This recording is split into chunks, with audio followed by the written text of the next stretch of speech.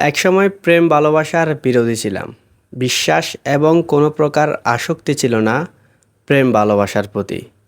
বাল্যকালে এক কাজিনকে প্রেমে ব্যর্থ হয়ে আত্মহত্যা করতে দেখে খুব একটা ঘৃণা জন্ম নিয়েছিল। তাহলে গল্পটা শুরু করছি। অষ্টম শ্রেণী।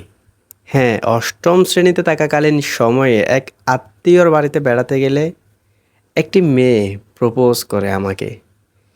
কিন্তু মনের মধ্যে বাস করা তীব্র ঘৃণা, সেই ঘৃণা থেকেই নিষেধ করে দিলাম মেয়েটিকে। অবশ্য সে কষ্ট পেয়েছিল খানিকটা। আসলে আমি চাইনি তাকে কষ্ট দিতে, কিন্তু নিয়তি বলেও তো একটা কথা আছে। তখনও আমার মনে সৃষ্টি হয়নি ভালোবাসার। মনটা ছিল পাথরের মতন শক্ত।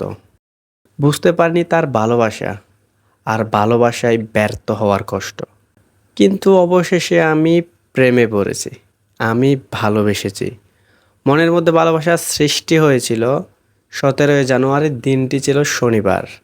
আমি প্রথম দেখেছিলাম তাকে। যদিও গল্পটা আপনারা সকলেই শুনছেন, সেও নিশ্চয় শুনবে, তাই এই গল্পে তার নাম উল্লেখ করিনি। আমার মন গড়া একটি নাম দিয়ে দিলাম, অপরিচিতা।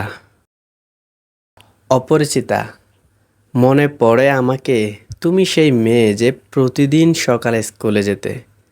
তবে বলে রাখি, মেয়েটি ছিল খুবই নম্র ও ভদ্র।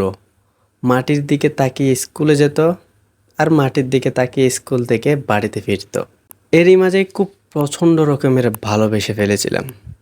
একদিন তার স্কুলে যাওয়ার পথ আটকে তাকে বলেছিলাম, আমি তোমাকে অনেক ভালোবাসি অপরিচিতা। সে কিছু না বলেই চলে গেল। এরই মাঝে প্রায় 2 সপ্তাহ তার কোনো দেখা পাই নাই।